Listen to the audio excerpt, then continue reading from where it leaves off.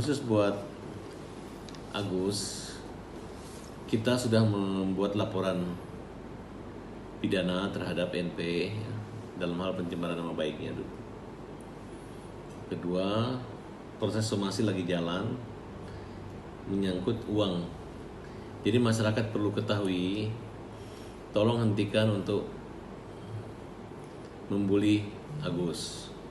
Kita sebagai manusia yang sempurna harus bisa menyempurnakan pandangan sikap kita melihat ketidaksempurnaan dari Agus. Biar bagaimanapun Agus adalah orang yang kena musibah, matanya disiram air keras gitu. Jangan diejek-ejek, jangan diolok-olok.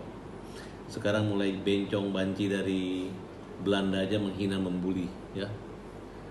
Sampai orang normal pun ada polisi, oknum ya, ada artis yang pro-pro gitu dan selalu berpikir negatif gitu.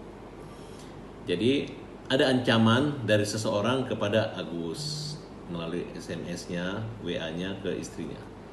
Dia menyatakan, Gus, kita mau data untuk mutasi, data mutasinya, kita mau lihat. Gitu.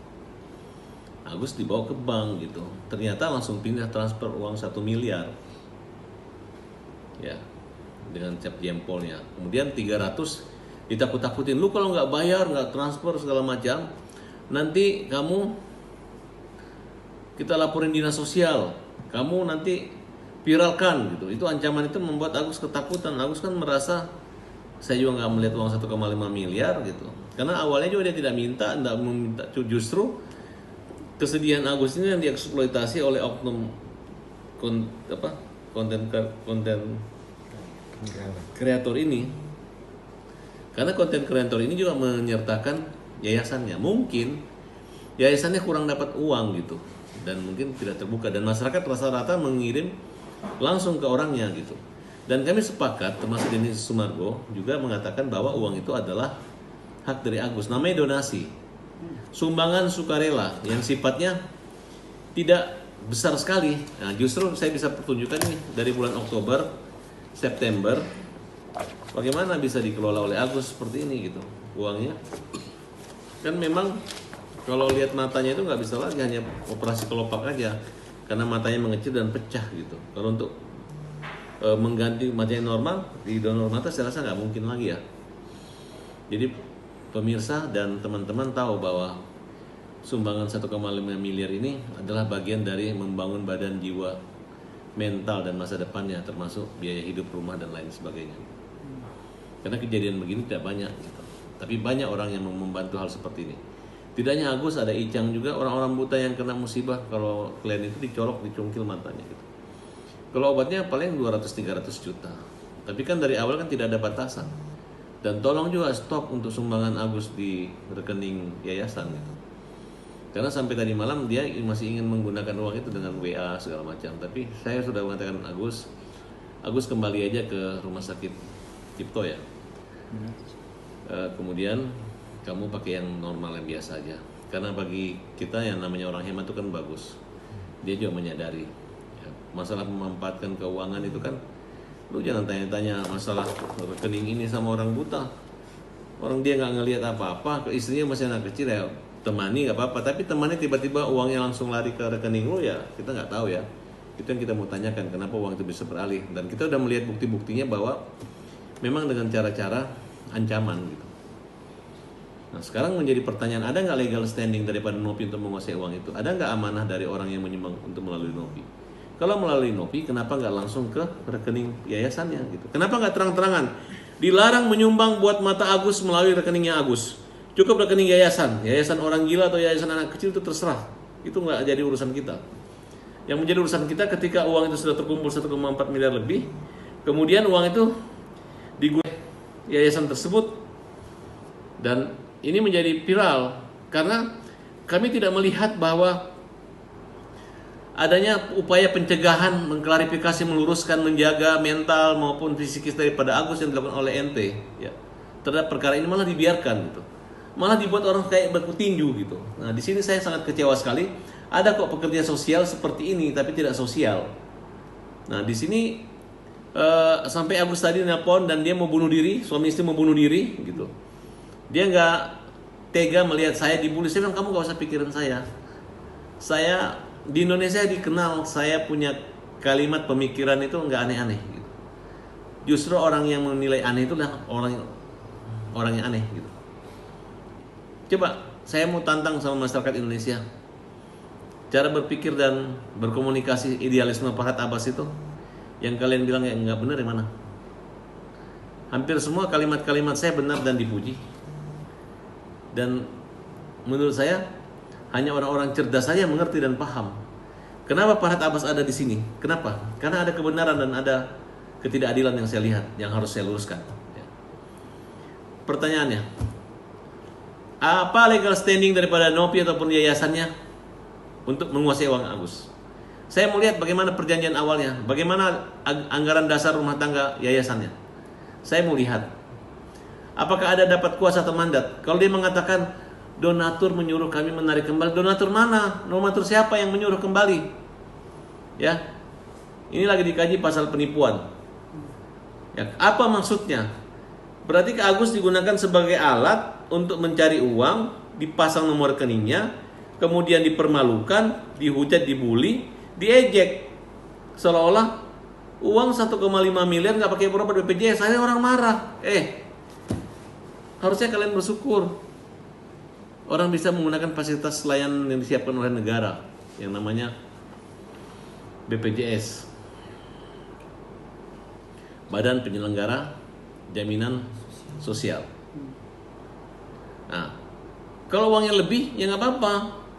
Kalau memang yayasan yang merasa saya membantu awalnya, ya siapa yang datangin? Siapa yang datangin gitu? Ada ancaman WA-nya ya, saya bacakan sedikit.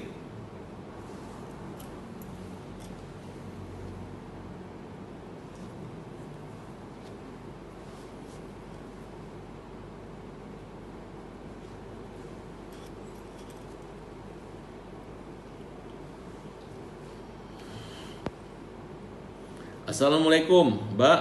Untuk mutasinya gimana? Kalau hari ini nggak dikasih, saya kayak dinsos ya. Takut loh. Itu ya dari ente dan bikin laporan. Kita nggak akan main-main. Kita usut semuanya. Kita hanya mau lihat mutasi buat laporan. Loh, udah keluar kok 1,3 miliar, bukan lihat doang. Kita udah ditanyain, siapa yang nanyain? Karena viral kemana-mana, siapa yang bikin viral? Siapa yang pergi posting-posting, siapa? Kalau masih nggak mau ngasih nggak apa-apa, kita akan serahkan ke Dinsos. Ya.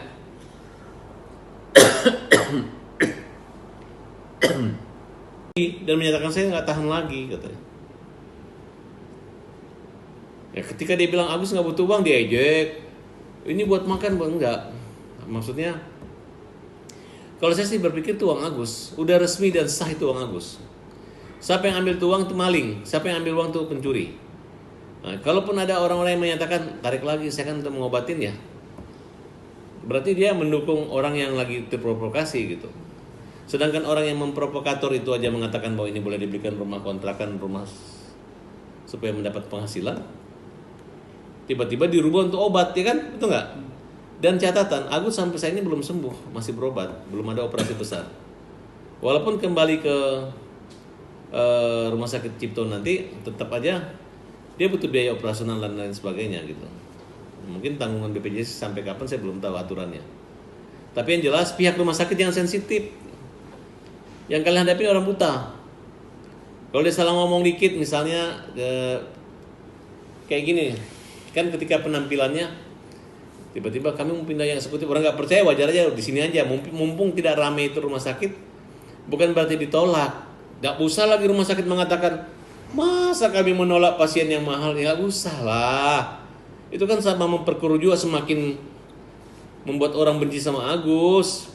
Pihak rumah sakit, ini orang uangnya banyak, dibantu oleh orang se-Indonesia. Kemudian dia punya hak kewarganegaraan bahwa dia ini adalah mendapatkan pelayanan karena membayar BPJS. Tolong dibantu. Jangan lagi berpolemik bahwa nggak benar, kita merasa tersinggung. Jangan.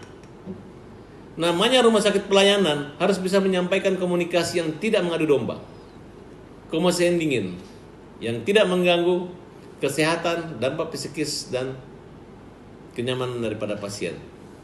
Saya merasa nggak nyaman kalau ada dokter terhumas di rumah sakit sana yang menyatakan seperti itu. Memang tidak salah mereka berkata seperti itu, tapi akibat perkataanmu itu, jadi orang dianggap kita ini bohong-bohong, gitu, ya kan?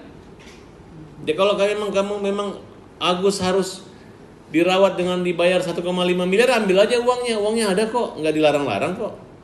Tapi kalau bisa digunakan untuk Tapi kalau udah begini kan orang mungkin nggak akan nyumbang, nggak akan aja lagi percaya sama Agus. Tapi saya katakan nggak usah takut Gus, sampai mati pun kamu nggak akan miskin. Namanya orang buta itu nggak pernah ada mati kelaparan, walaupun tidak ada yang mendampingi nyebrang, banyak orang membantu. Nah justru ini adalah tanda-tanda ketika orang memperolok-olok orang buta, tunggu aja keruntuhan orang itu, tunggu aja kejatuhannya.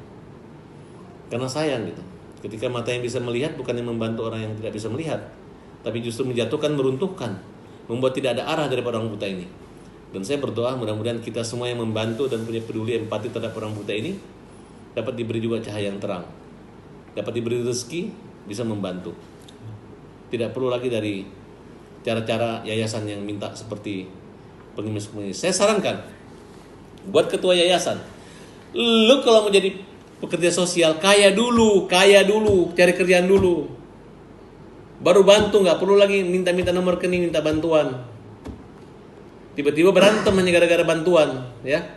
Ini masyarakat hati-hati ya meminta bantuan sama orang-orang yang menggunakan trik-trik seperti ini. Saya minta hati-hati karena ini agak berbahaya.